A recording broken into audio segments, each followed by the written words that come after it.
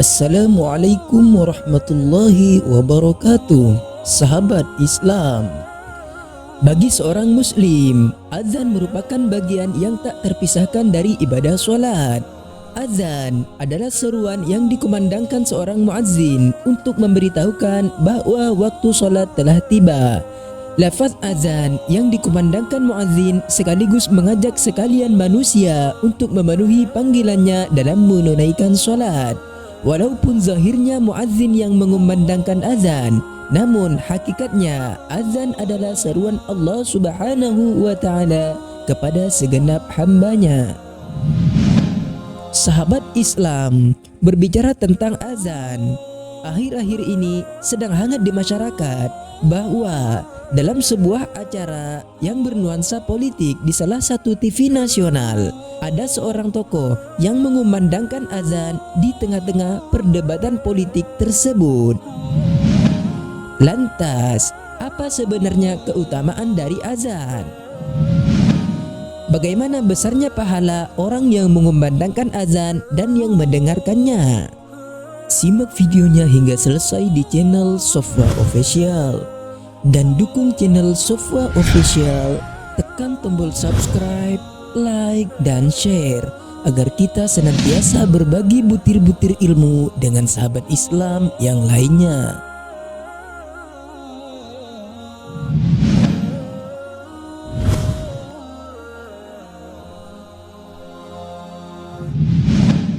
Setiap makhluk dan benda yang mendengar azan akan menjadi saksi bagi muazzin.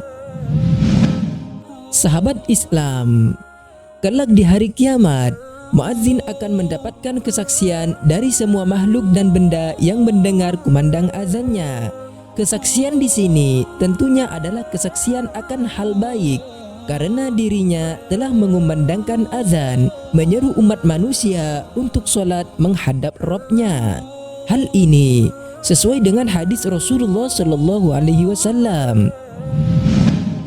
Tidaklah azan didengar oleh jin, manusia, batu, dan pohon kecuali mereka akan bersaksi untuknya. Hadis riwayat Abu Ya'la.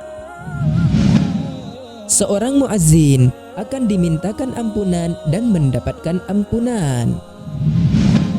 Sahabat Islam, selain menjadi saksi bagi muazzin, semua benda yang mendengar azan akan memintakan ampunan kepada Allah Subhanahu wa Ta'ala untuknya. Permintaan ampunan ini pun akan dikabulkan oleh Allah Subhanahu wa Ta'ala. Hal ini sesuai dengan hadis Rasulullah Sallallahu Alaihi Wasallam. Muazzin diampuni sejauh jangkauan azannya. Seluruh benda yang basah maupun yang kering yang mendengarkan azannya memohon ampunan untuknya. Hadis riwayat Ahmad. Oleh sebab itu, betapa besar manfaat yang dapat diperoleh seorang muazzin atas azan yang dikumandangkannya. Bayangkan saja bagaimana semua benda memintakan ampunan untuknya dan dia pun akan mendapatkan ampunan dari Allah Subhanahu wa Ta'ala. Seorang muazzin akan mendapatkan pahala sama seperti pahala orang-orang yang sholat bersamanya. Sahabat Islam, betapa banyak pahala seorang muazzin jika orang-orang yang mendengarkan azannya berduyun-duyun memenuhi seruannya. Ia pun akan mendapatkan pahala seperti pahala orang-orang yang sholat bersamanya. Hal ini sesuai dengan hadis Rasulullah Sallallahu Alaihi Wasallam. Muazzin mendapatkan pahala seperti pahala orang yang sholat bersamanya. Hadis riwayat An-Nasa'i. Seorang muazzin adalah orang yang dipercaya dan mendapatkan doa dari Rasulullah Sallallahu Alaihi Wasallam. Sahabat Islam, pada zaman Rasulullah, orang yang ditunjuk menjadi muazzin adalah Bilal bin Rabah, orang yang dipercaya oleh Rasulullah Sallallahu Alaihi Wasallam. Seorang muazzin bukan orang yang sembarangan, namun ia adalah orang yang dipercaya. Hal ini sesuai dengan hadis Rasulullah Shallallahu Alaihi Wasallam.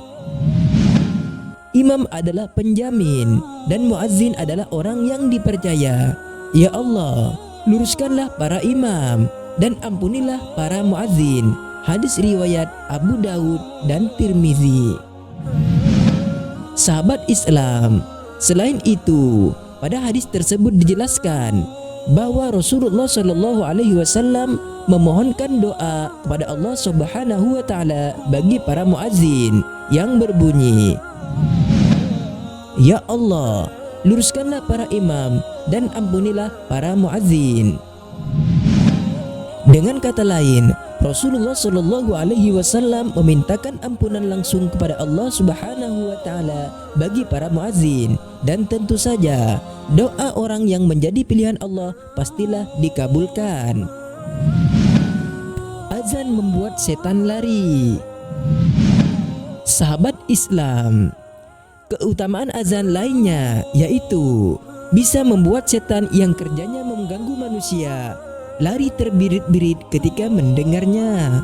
Hal ini sesuai dengan hadis Rasulullah Shallallahu Alaihi Wasallam.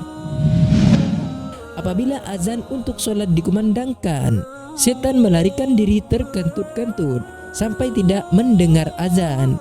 Hadis riwayat Bukhari Muslim. Seorang muazzin akan mudah dikenali pada hari kiamat. Sahabat Islam, salah satu bentuk kemuliaan yang dianugerahkan Allah Subhanahu Wa Taala bagi para muazzin yaitu mereka akan mudah dikenali pada hari kiamat, di mana seluruh umat manusia dikumpulkan berdiri menghadap Tuhannya. Hal ini sesuai dengan hadis Rasulullah Shallallahu Alaihi Wasallam. Para muazzin adalah orang yang berleher panjang pada hari kiamat. Hadis riwayat Muslim. Seorang muazzin dibanggakan Allah Subhanahu Wa Taala di hadapan para malaikat. Sahabat Islam, Allah Subhanahu Wa Taala takjub dan bangga pada hambanya yang walaupun ia sendirian, ia tetap mengumandangkan azan, iqamat dan khusyuk menunaikan solat demi mengharapkan ridha Allah Subhanahu Wa Taala. Hal ini sesuai dengan hadis Rasulullah Shallallahu Alaihi Wasallam. Tuhanmu takjub kepada orang pengembala domba di puncak bukit gunung. Ia mengumandangkan azan untuk solat, lalu dia solat. Maka Allah Subhanahu Wa Taala berfirman, lihatlah hambaku ini, dia mengumandangkan azan dan beriqamat untuk solat. Dia takut kepadaku, aku telah mengampuni hambaku dan memasukkannya ke dalam surga. Hadis riwayat Abu Daud dan Nasa'i. Seorang muazzin akan dimasukkan ke dalam surga. Sahabat Islam, di dalam lafaz azan tercantum dua kalimat syahadat bahwa ia bersaksi tidak ada Tuhan selain Allah dan Muhammad adalah utusan Allah. Jika azan dikumandangkan dengan penuh keyakinan dari hati, berarti sama saja dengan pernyataan keimanan kepada Allah Subhanahu Wa Taala. Maka tidak ada ganjaran lain untuknya selain surga. Hal ini sesuai dengan hadis Rasulullah Shallallahu Alaihi Wasallam. Kami pernah bersama Rasulullah Shallallahu Alaihi Wasallam. Lalu Bilal berdiri mengumandangkan azan. Ketika selesai, Rasulullah Shallallahu Alaihi Wasallam bersabda, barang siapa yang mengucapkan seperti ini dengan yakin, niscaya dia masuk surga. Hadis riwayat An-Nasa'i.